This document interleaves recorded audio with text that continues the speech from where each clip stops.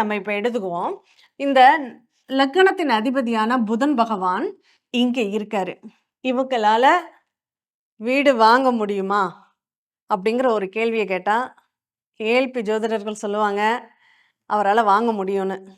அதே ஏஎல்பிக்கு தெரியாதவங்க சொல்லுவாங்க, அது எப்படி லக்னாதிபதி 8ல இருந்தா எப்படி வாங்க முடியும்? அப்படின்னு சொல்லி. ஆனா நம்ம ஏஎல்பி ஜோதிடத்துல என்ன சொல்றோம்? ஜாதகரால வீடு வாங்க முடியும். ஆனால் ஜாதகர் அனுபவிக்க மாட்டார். புதன் போய் மகரத்துல இருக்கு அப்படின்னா, இந்த ஜாதகர் சொத்து இவரால் வாங்க முடியும். அது லிட்டிகேஷன் ப்ராப்பர்ட்டியாக அமைஞ்சிடும். அந்த சொத்தை அவரால் அனுபவிக்க முடியாது.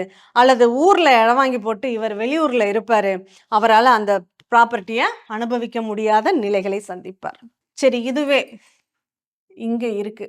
புதன் லக்னாதிபதி புதன் மேஷத்துல இருக்காரு. இவரால சொத்து வாங்க முடியுமா? நார்மலா ஏழ்பி தெரிஞ்சவங்க சொல்லுவாங்க, கண்டிப்பா அவரால சொத்து வாங்க முடியாதுங்க அப்படின்னு. மற்றவர்கள் என்ன சொல்லலாம்? லக்னாதிபதி 11ல லாபத்துல தானே பார்ப்பாரு, அவருக்கு லாபம் தானே, வாங்கி போடலாம் அப்படின்னு நினைப்பாங்க. ஆனா காரணம் அது கிடையாது. இந்த இடத்தில் புதன் இருந்தால் அவரால் வீடுங்கிறத வாங்கவே முடியாது.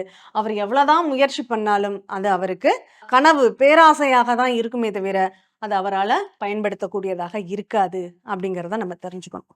இவ்வளோதாங்க விஷயம், வேற எதுவுமே கிடையாது. சரி, இதுவே தனுசு லக்னம்னு வச்சுக்கோங்களேன். இந்த லக்னத்தின் அதிபதி குரு பகவான். இந்த குரு பகவான் இப்ப இங்க இருக்காரு.